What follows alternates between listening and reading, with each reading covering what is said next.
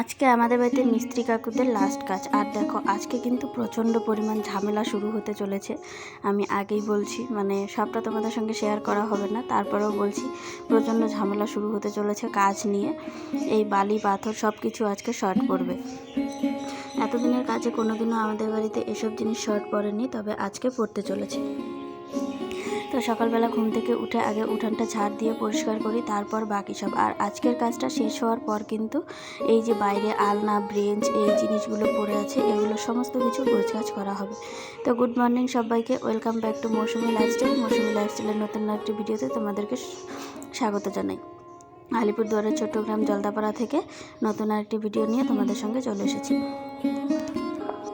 তো সব কিছু শেষ করে এই যে উঠানটা আগে ঝাড় দিয়ে পরিষ্কার করব।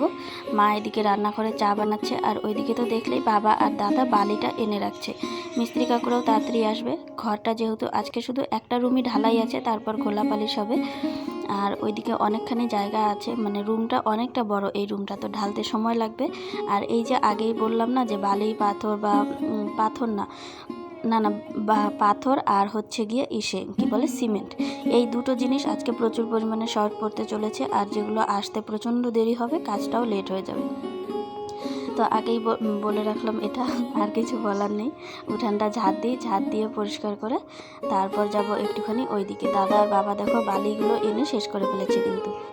আর এদিকে আমাদের লাউ গাছটা বড় হয়ে গেছে, এখন জাংলা দিতে হয়, যেহেতু বন্যার জন্য আগের লাউ গাছটা নষ্ট হয়ে গেছে। আর এটা হচ্ছে নতুন লাউ গাছটা, যেটা হয়েছে খুব যত্ন করে মা বড় করছে লাউ গাছটা। ওই যে সামনে দেখো পাটকুড়ি গাড়া, ওটা একটা ছোট্ট লাউ গাছ, আর পেছনে আছে বড়। তো বাবা আর মা এই লাউ গাছটার জন্য জাংলা বাঁধছে। এই যে দেখো এটা বাঁধা হয়ে গেছে, এটা ছোট হয়ে গেছে, আর এদিকে অনেকটা জায়গা আছে। তো আর ওইটুকু জায়গার জন্য যেটা বাঁধছে ওটা হচ্ছে ছোট্ট করে একটুখানি বাঁধছে। আর এখন আমি বাড়িতে যাব, গিয়ে শাড়িতে ফলস লাগাবো মিস্ত্রি কাকুরা আসার আগে। এখন 7:30 বাজে, মিস্ত্রি কাকুরা ওই 8:30টার মধ্যে চলে আসবে, ততক্ষণে আমার কাজটা হয়ে যাবে। শাড়িটাতে ফলস লাগাতে হবে। ফলস টলস লাগিয়ে ব্লাউজটা বানিয়ে পাঠিয়ে দিয়েছি। মনে হয় ব্লাউজটা বড় হবে, যেহেতু বাড়িতে এসে মাপ দিচ্ছে না ব্লাউজের। অ্যাকুরেট ব্লাউজের মাপ না পেলে ব্লাউজ বানানো খুবই কষ্টকর ব্যাপার হয়ে যায়, যেটা বলার মতন না। সেটা আমিও বুঝি, নিজের ব্লাউজ নিজে বানাই যখন, তখন তো নিজের মাপটা নিজে ঠিকভাবে নিতে পারি না, বারবার পরে করে তারপর করতে হয়। কোথাও গিয়ে কেউ আমার মাও যে ফিতেটা ধরে দেবে সেটাও হয় না। তো যে ব্লাউজটা দিয়েছে যে কাকিমা বানাতে, ওই যে একই রকম অবস্থা। বলেছিলাম একটা ঠিকঠাক ফিটিং ব্লাউজ দিতে, সেটাও দেয়নি। তো ব্লাউজটা হয়তো ব্লাউজটা বড় হবে মনে হচ্ছে, আমার মনে হচ্ছে, যেহেতু আগেও আমি ব্লাউজগুলো বানিয়েছি।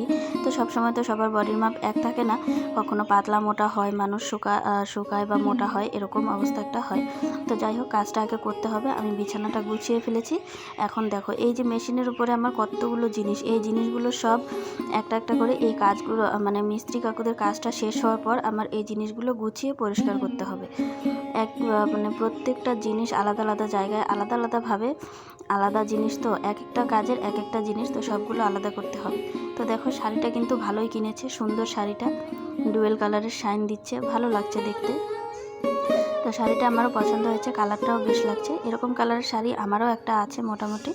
তো যাই হোক, এখন শীতটা অনেকটাই কমে গেছে, সোয়েটারটা খুলে বসে পড়লাম সেলাই। ওখানে সুতোটা আটকে গেছে, তো সুতোটা বের করে তারপর আমি এখন লাগাবো ফলসটা। আর এবার যে আমি ফলসটা এনেছি, এত সুন্দর ফলসটা না, এত সুন্দর ফলস আমি আগে কোনো দিনও পাইনি। পেলে আমি একদম খুশিতে নাচতাম। কত সুন্দর সুতির একটা ফলস, যেটা ধোয়ার পরেও মানে একদমই কোচ খায়নি, কত সুন্দরভাবে হয়ে আছে। আর এই যে কতগুলো জালির মতন ফলস দেয়, এগুলোকে ধোয়ার পরে ইস্ত্রি করো, এই করো সেই করো, খুবই বিরক্তিকর। এবারের ফলসটা খুবই সুন্দর ছিল, কাজ করতেও বেশ মজা লেগেছে এই ফলসটাতে। তো এই যে দেখো ফলস লাগানো আমি শুরু করে দিয়েছি, একটুখানিও ইস্ত্রি করিনি। এবার পাশটা মুড়িয়ে এখন নিচটা শুধু মেশিন সেলাই দেবো, আর উপরটা আমি হাত সেলাই করে ফলসটা রেডি করে নেব। তাহলে আমার ফলসটা রেডি হয়ে যাবে, বেশি একটা সময় লাগবে না। যা সময় লাগবে এই সাইডটা ধরে ধরে সেলাই করতে, যাতে ফলসটা বাইরের দিকে বেরিয়ে না যায়, আবার বেশি ভেতরের দিকেও ঢুকে না যায়। তো এই জায়গাটা ধরে ধরে সেলাই করতে হবে, তো এটাতে একটুখানি সময় লাগবে। আর বাকি আমার অতটা সময় লাগবে না। তো মোটামুটি দেখো অনেকটাই লাগিয়ে ফেলেছি। ফলসটা যেহেতু বেশি বড় না, অল্প একটু, তো এই সাইডটা ধরে ধরে লাগাতে খুবই একটুখানি সময় লাগে, খুব বেশি না, ওই 4-5 মিনিট মতন লাগে আমার। যেহেতু আমি সবসময় ফলস লাগাই না, যখন অর্ডার আসে তখনই, আর নিজের বাড়িরগুলো আমি নিজে লাগাই, নিজেই পারি তো নিজেই লাগাই। তো মায়েরও দুটো শাড়ি আছে, ওগুলোও ভাবছি কাজটা শেষ হওয়ার পর লাগাবো। তো এই যে দেখো ফলস লাগানো হয়ে গেল, আর একটুখানি বাকি আছে, সেটা হলেই হয়ে যাবে। তো সাইডটা যেহেতু ধরে ধরে লাগাতে হয়, ওই আর কি সময় লাগে। তো শাড়িটা সুন্দর ফলস লাগাতেও আমি বেশ মজা পাচ্ছি, অনেক দিন পর খুবই মজা লাগছে। তো দেখো ফলস লাগানো হয়ে গেল, কিন্তু এখন হাত সেলাই দিলেই আমার হয়ে যাবে। তো শাড়িটা আমি ফলস লাগিয়ে হাত সেলাই দিয়ে তারপর ওগুলো গুছিয়ে রেখে আসলাম কলপারে। মিস্ত্রি কাকুরা চলে এসেছে, আর দেখো সকালের খাওয়া দাওয়া আমাদের হয়ে গেছে। এখন এই বাসনগুলো মেজে ধুয়ে পরিষ্কার করে নিলেই, মা ওদিকে হচ্ছে রান্না বসাচ্ছে না, সরি, একজনের কাছে দাদা বাজার পাঠিয়েছে, সবজি বাজার, তো ওগুলো মা আনতে গেছে পাশের বাড়ি থেকে। আর কাকু দিচ্ছে ভুট্টা খেতে পোকা মারা ওষুধ। আর ওর হাতে দেখো এই বিষগুলো যে লেগেছে, জ্বালা করে দেখে হাতটা সাবান দিয়ে ধুয়ে গেল পরিষ্কার করে। তো এগুলো দিলে হাতটা পরিষ্কার করে ধুয়ে নেওয়াই উচিত। পোকা মারা বিষ যেহেতু কখন কি হয় বলা যায় না, মুখে টুকে গেলে শরীর খারাপ হবে। ধুয়ে পরিষ্কার হয়ে গেল, আর আমারও বাসন মাজা হয়ে গেছে। প্রেশার কুকারটা আজকে বিকেলবেলা মেজে পরিষ্কার করে নেবো, এখন সময় নেই একদমই। এইগুলো ধুয়ে হাঁড়ি কড়াই ধুয়ে আমার ভাত বসাতে হবে মা আসতে আসতে। মিস্ত্রি কাকুরাও চলে এসেছে, আমারও অন্য দিকের কাজ করতে করতে অনেকটা লেট হয়ে গেছে। তো এই যে বাসনপত্র, চা খাওয়া হয়ে গেছে মিস্ত্রি কাকুদের, এখন ওরা কাজ করছে, মানে ঢালাইয়ের মাল মশলা রেডি করছে। আর এদিকে আমি বাসনপত্রগুলো মাজছি, তাড়াতাড়ি করে মেজে নিচ্ছি, কারণ মোটরের পাইপটা এক্ষুনি ওরা নিয়ে যাবে। তো এই যে দেখো আমার বাসনপত্র মাজা হয়ে গেল, এখন যাব রান্নাঘরের কাজগুলো করতে, দেখি কতটা করা যায়। রান্নাঘরের কাজ করে তারপর মিস্ত্রি কাকুরা কীভাবে কী করছে একটুখানি দেখবো। এই যে ঢালাইয়ের কাজ কিন্তু শুরু হয়ে গেছে, আর ঘটনাটা হবে ঠিক 11:30-12টার দিকে, মানে সিমেন্টটা শেষ হয়ে যাবে। সিমেন্টের অর্ডার দেওয়া হয়েছে, কিন্তু সকাল থেকে সিমেন্ট আনতে আনতে বাজিয়ে দিয়েছে বেলা 1টা। তো সেখানেই আজকে গন্ডগোল, মিস্ত্রি কাকুদের আজকে ভাত খেতে খেতেও বেলা হয়ে যাবে, মোটামুটি কটা 3:30টার দিকে আজকে মিস্ত্রি কাকুরা আমাদের ভাত খেয়েছে। সিমেন্ট আসতে এতটাই দেরি করেছে সেটা বলার মতন না। আর এই রুমটা আগের দিন করেছে, যেটা ঘোলা পালিশ হয়ে গেছে কালকে, এখন আজকে বিকেলবেলায় এই ঘরটাতে ঢোকা যাবে। তো এই যে মা রান্না বসিয়েছে, এটা হচ্ছে 5 মিশালি একটা সবজি, আর নিরামিষ সবজি রান্না করা হবে।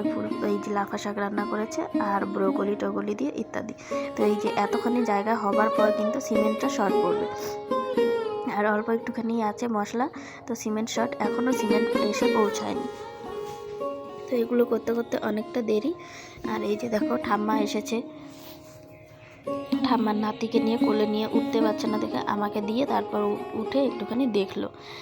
যাই হোক, এই যে এখন মশলা তো এসেছে, বিকেল 3:30 বাজে, এখন অনেকটা কাজের তাড়ায় ছিলাম। এই খাওয়া দাওয়া করতে চলে এসেছি একবারে মিস্ত্রি কাকুদের খাবার দিয়ে, তারপর আমরাও খেতে বসলাম। মা আমি খেতে বসেছি, ওইদিকে বাবাও খাচ্ছে। মিস্ত্রি কাকুরা খেয়ে উঠলো, এই জাস্ট উঠলো, আর আমরা খেতে বসলাম। তো 5 মিশালি সবজি, লাফা শাক, ব্রোকলি, আলু, সিম দিয়ে একটা সবজি রান্না করা হয়েছে। 2-3 দিন থেকে একটানা মাছ খাওয়া হচ্ছে, যেটা আমার আর ভালো লাগছে না।